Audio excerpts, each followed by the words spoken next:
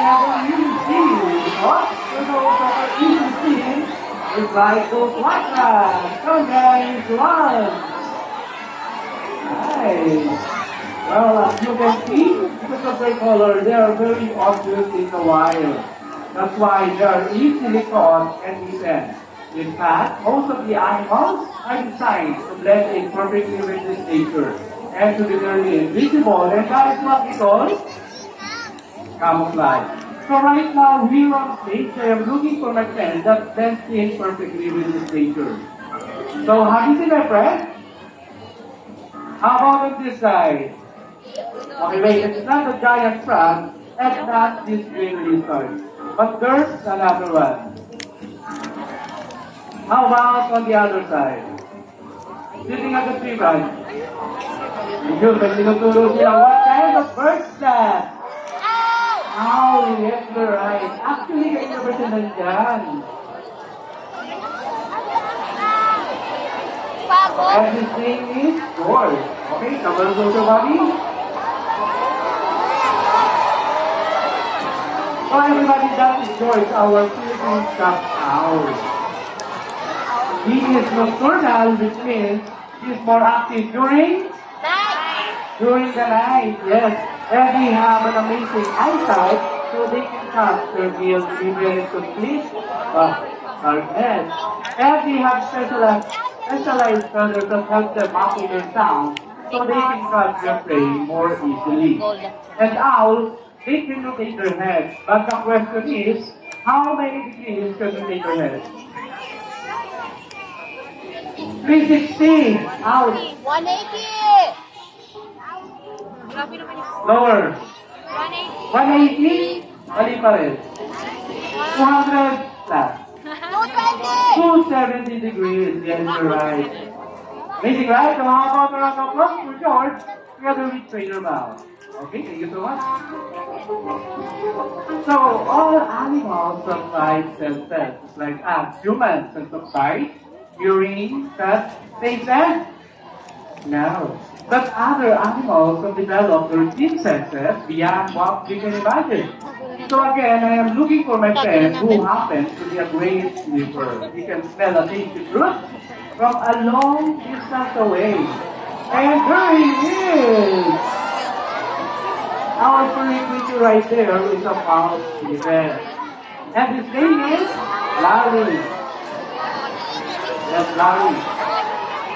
And just like our subtle friend, he is busy at night finding food. So his eyesight is also excellent in the dark. But his specialty, he is very sensitive sense of smell. Okay, now let's try it. I have 3 bamboo cups right here. And I'm going to put the treat under one of these bamboo cups. Then Darius Young is to sniff it out, and he's going to tell us that he found the treat by flipping the bamboo cup over using his foot. Okay, can I have some treat, please? Oh, yum, yum. I put this under the second cup. So, Larry, whenever you're ready, go find the treat. Running, sniffing. And you do it nice. I think that's so quick. Let's do it again, but this time, you decide where do you want me to put this treat. First cup or third cup? Okay, third cup. Let's put it under the third cup. So, Larry, go find the treat again. And you do it again. Nice. So, how about a round of applause for Larry? Together with Taylor. Nice. Or also known as a bear cat. Well, see that long bushy tail, it helps keep balance on the vine. Yes. And the tail is prehensile, so he can hop into it. The tail is so strong, so he can hop from it. Just like that. Wow! And as for his reward, you will have some of his favorite fruits like banana, grape, mango, and even egg. And the squirrels have a lot to say. They chuckle when they are happy. They have a high pitch wail when they are annoyed. They also howl, grunt, and weep. and also use that popcorn smell to mark their territories. And they have a very unusual hind feet so they can walk down the tree head first. Just like that. Wow. To make trouble easy, right? And the Kuro, they can only be found in the beautiful island here in Luzon. Start with letter P. Pampanga? Palawan. Yes, you're right. That's why we also call us Palawan Bearcat. How about a round of applause for Luna, our winter friend? Yeah, you're loud. Okay. Say bye, Luna. Alright. Bye. See? Yuri, our female giant fruit bat. Yes. I say that because she is one of the largest bats in the world. She is full of, she will have a wingspan of 5 feet long. And Yuri has 5 toes on its foot. Or even to go 38 and stretch your wings. And her tongue stick out so he can move along the bloodshed. But everybody's wondering, why do bats hang upside down? Bakit daw sila nakabaliktad? Kids? Or sleeping? What else?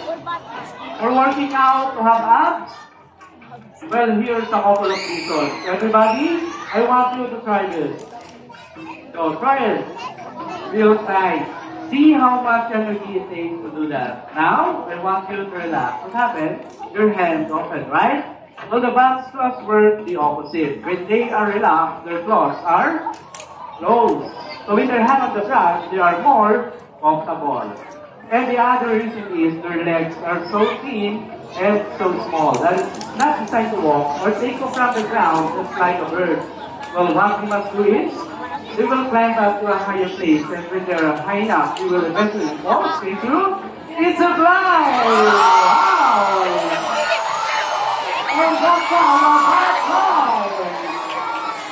Let's give it up for Yuri! Our giant for that! Alright. Now tell me, do you want to see more? Alright, let's meet another type friend. He is native here in the Philippines and have a very strange looking kid. Everybody wants to meet Randall. That is why our local cornmeal, or locally known as Kalaw. Yes, Kalaw. Now see that big thing sitting on top of his feet? That is called hat. Say it again, hat. Yes, it acts like a vibrating chamber to make their voices louder. And hornbills are quite chatty. Their both rings of deep moving sound to breathe like a dancing, toot, bellow, and cackle. And I know it's a little hard to see, but take a look. Hornbill have eyelashes. See that? It makes them very cute and sexy. Yes, all. And normally here is a combination of fruits, insects, and small animals. So their beak is quite handy. They can pluck fruits from trees just like our figures. And Dorna will show us how. Okay, I have grape, papaya, and apple. Trainer Ali, what's his favorite? Grape. Okay, Noy, choose one. Oh, papaya. Bago na? And I'm just big enough, that's why I can start. It's really deep air, just like this. Wow. Higher? One more? Okay. Oh, you ready?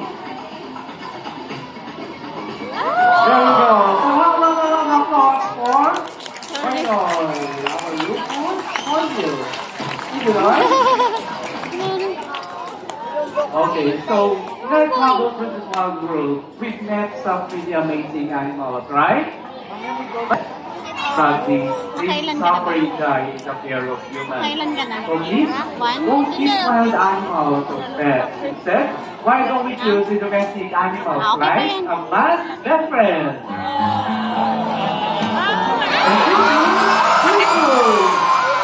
Okay, everybody stay in your seat. Stay in your seat, okay.